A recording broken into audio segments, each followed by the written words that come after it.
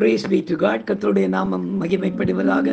எங்கள் அதிகமாய் நேசிக்கிற எங்கள் அன்பின் பரம தகப்பனே, இந்த கிருபையான கர்த்தாவே, காலை வேளைக்காய் மக்கள் நாங்கள் நன்றி செலுத்துகிறோம். இந்த காலை வேளையிலும் உம்மை துதித்து பாடி ஆராதித்து இந்த நாளிலே நாங்கள் தியானிக்கும்படியாக நீர் எங்களுக்கு கொடுக்கிற வார்த்தைக்கு நேராக கடந்து போகவும், நீர் செய்த நன்மைகளை உம்முடைய நாமத்திற்கும் வசனத்திற்கும் சாட்சியாக சொல்லி உம்முடைய நாமத்தை மகிமைப்படுத்த கர்த்தர் உதவி செய்வீராக.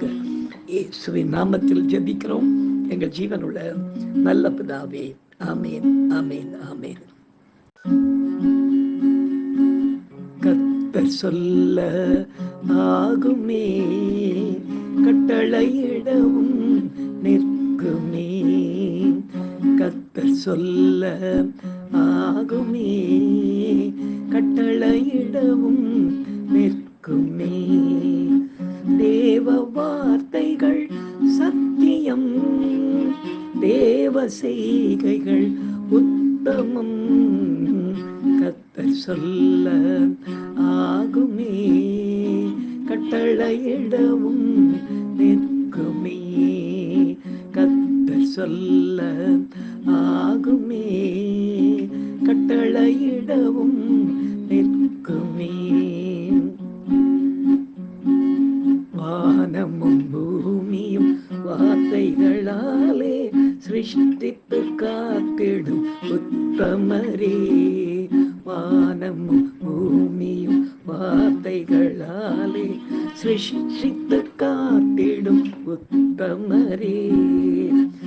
சத்திய தேவனே எங்களிலே சிருஷ்டிக்கும் வல்லமை வெளிப்படுத்தும். சத்திய தேவனே எங்களிலே சிருஷ்டிக்கும் வல்லமை வெளிப்படுத்தும். கர்த்தர் சொல்ல ஆகுமே, கட்டளையிடவும் நிற்குமே. கர்த்தர் சொல்ல ஆகுமே, கட்டளையிடவும் நிற்குமே. எனக்கு அருமையானவர்களே, இந்த நாளிலே நாம் தியானிக்கும்படியாக கர்த்தர் நமக்கு கொடுக்கிற வார்த்தைக்கு நேராக நாம் கடந்து போவோம். பிரியமானவர்களே, எடுத்து வாசிக்கலாம். ஏசாயாவின் தீர்க்க தரிசன புத்தகம் 44ஆம் அதிகாரம் 26ஆம் வசனத்தை நாம் வாசிக்க கேட்போம்.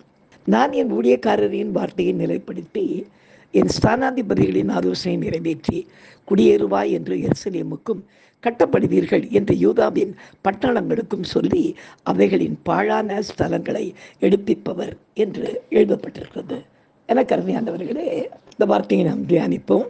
கர்த்தராகிய இயேசு கிறிஸ்து மனுஷகுமாரனாக பூமிக்கு வந்து ஊழியம் செய்த நாட்களில் தமது பிதா அவர் என்ன சொல்ல வேண்டும் என்று சொல்லுகிறாரோ அதையே தாம் சொல்லுவதாக அவர் சொல்லி பிரசங்கித்து வந்ததை நாம் வேதத்திலே வாசிக்கிறோம். ஆகவே அவர் சொன்னவைகள் எல்லாமே நிறைவேறின. அதுபோல தாமும் தம்முடைய ஊழியக்காரர்கள் வாயிலே வார்த்தைகளை வைப்பதால் அதை கட்டாயம் நிறைவேறும்படி செய்து தமது வார்த்தையை அவர் நிலைப்படுத்துவது நியாயம்தானே. எனவே கர்த்தரது நாமத்தை ஒருவரும் வீணில் வழங்காதபடி, அதாவது கர்த்தர் சொல்லாத காரியங்களை அவர் சொல்வதாக நாம் சொல்வோமே, ஆனால் அது நிச்சயம் நடைபெறாது. ஏனென்றால் அவர் சொல்ல ஆகும், அவர் கட்டளையிட நிற்கும் என்கிற வசனத்தை அறிந்த நாம் மிகுந்த எச்சரிக்கையோடு மனத்தாழ்மையோடு செயல்படுவோமா? இந்த நாளிலும் கூட கர்த்தர் சொன்ன ஒரு வார்த்தையாக இருந்ததினாலே அநேக ஆண்டுகள் கழித்து அது எப்படி நிறைவேறினது என்பதை இன்றைக்கு நாம் ஒரு சாட்சியாக கேட்போமா? இந்த சாட்சியின் மூலமாய் கர்த்தருடைய நாமம் மாத்திரம் மகிமைப்படுவதாக. எனக்கு அருமையானவர்களே, நான் வங்கியிலே வேலை செய்து கொண்டிருந்த நாட்களில் என்னுடைய உறவினர் ஒருவர் நடத்தியிருந்த ஒரு சபையிலே அவருக்கு நான் துணையாக இருந்து கொண்டிருந்தேன். நான் சாதாரணமாக உதவி செய்வேன், கிட்டார் வச்சு பாடுவேன், ஆராதனை நடத்துவேன். திடீரென்று அந்த சபையினுடைய ஆண்டு விழா வந்தபோது காலை வேளையிலே நான் கொஞ்சம் வேலையாக பிஸியாக இருந்தப்போ அந்த ஊழியக்காரர் வந்து திடீர்னு சொல்லிட்டார், இன்றைக்கு செய்தி நீ தான்ப்பா அப்படின்ட்டார். எனக்கு என்ன பண்ணுறதுனே தெரியல. ஏன்னா செய்தினா ஒரு முந்தின நாள் சொன்னால் தான் நமக்கு அது வசதியாக இருக்கும். அந்த நாளில் எனக்கு என்ன பண்ணுறதுன்னு தெரியாது. இப்போ கர்த்தர் என்னை வழி நடத்தினார். அன்றைக்கு அந்த விழாவிற்கு தலைமை தாங்க பாஸ்டர் ஜீவானந்தம் வந்திருந்தாங்க. அவர் வந்து ஒரு பெரிய ஊழியக்காரன், நமக்கு எல்லாருக்கும் தெரியும். தேவனால் அருமையாக பயன்படுத்தப்பட்ட ஒரு பாத்திரம். அவர் தான் அன்றைக்கு தலைமை தாங்க வந்துட்டார். நான் உடனே என் உறவினரை பார்த்து கேட்டேன், என்னப்பா இன்னைக்கு எனக்கு திடீர்னு காலையில் 9 மணிக்கு சொல்கிறேன், 10 மணிக்கு 11:30 மணிக்கு தேவ செய்தி இருக்குமே அப்படின்னு.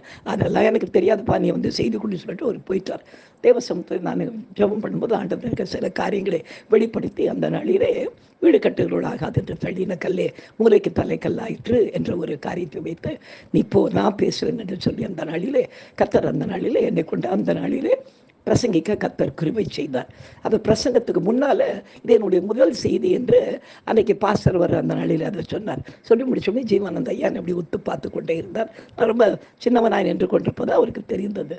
செய்தி முடித்த உடனே ஒடியாதவர் என்னை கட்டிப்பிடித்து கொண்டு ஒரு வார்த்தை சொன்னார். தம்பி, நிஜமாகவே இது உனக்கு முதல் செய்தியா அப்படின்னு சொன்னார். நான் சொன்னேன், ஐயா முதல் செய்தி மாத்திரம் இல்லை, இந்த செய்தி எப்போ கொடுக்கணும்னு எனக்கு சொன்னாங்க தெரியுமா? அதாவது முந்தின நாளோ 2 நாளைக்கு முன்னாலேயோ சொல்லலை.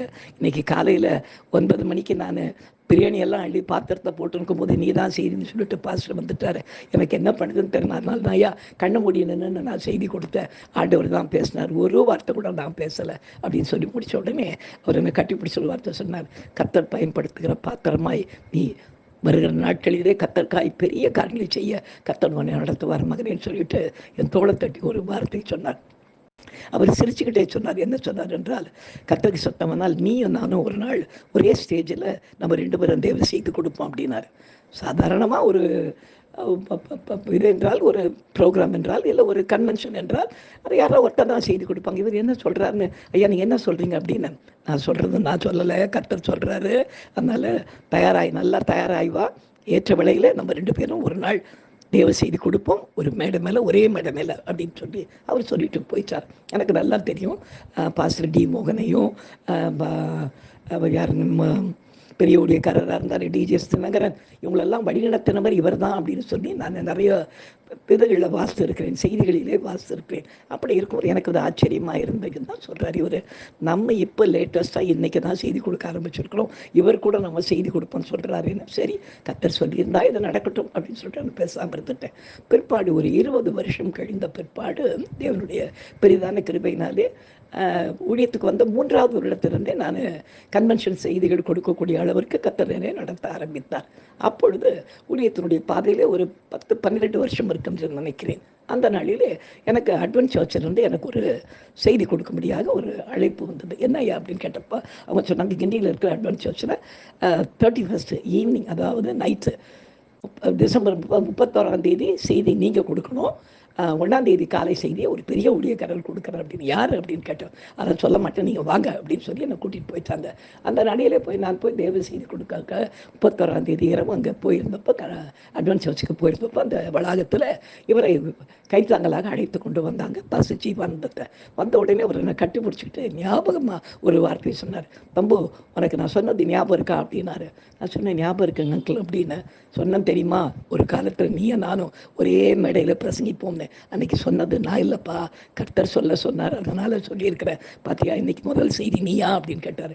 ஆமாம், 31st நைட்டு இந்த வருஷத்தினுடைய கடைசி செய்தி நான், காலை செய்தி நீங்கள் அப்படின்னு சொன்னேன். உடனே அவர் அங்கே எனக்கு தலைமையில் கை வச்சு ஜெபம் பண்ணி சந்தோஷமாய் பிரசங்கம் பண்ண அப்படின்னு சொல்லிட்டு அந்த நாளிலே அந்த 31 கடைசி செய்தியை நான் கொடுக்கவும், அந்த காலையிலே 1ஆம் தேதியினுடைய முதல் செய்தி அவர் கொடுக்கவும் கர்த்தர் கிருபை செய்தார். பிற்பாடு என்னை ஆசீர்வதித்து அவர் சொன்னார், கர்த்தர் உன்னை வல்லமே அடுத்து உபயோகப்படுத்துவார்ப்பா, பயப்படாதப்போ கர்த்தர் உன்னை குறித்து செய்ய வேண்டிய காரியங்கள் நிறைய இருக்குது, அதை கர்த்தர் நிச்சயமாக நிறைவேற்றுவார் என்று சொல்லி அந்த நாளில் என்னை ஆசீர்வதித்து அனுப்பினார். எனக்கு அருமையானவர்களே, ஒரு வார்த்தையை ஊழியக்காரர்கள் சொல்லும்போது அது அவங்க சொன்னாங்கன்னா அது நிறைவேறாது.